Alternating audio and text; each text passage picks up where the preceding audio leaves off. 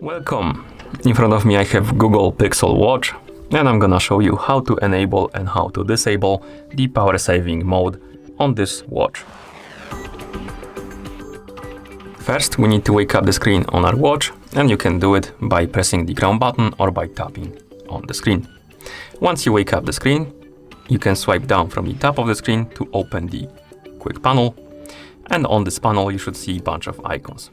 And one of them should look like this, the battery icon with the percentage below it. This is the battery icon, of course, and we can tap on this icon, and here it's gonna redirect us to the battery menu basically. Now we can scroll down and you should see the battery saver option. And to enable the mode, simply tap on the switch to flick it on, scroll down and tap on the check mark. And once you've confirmed, the mode will be enabled. You will see that the switch is like yellowish. This means that the mode is enabled. And if you go back to the watch face, you will see this battery icon right here, which indicates that the power saving mode is enabled. And also if you open the quick panel, the battery icon will be orange and the circle around it will be white, which indicates that the mode is enabled.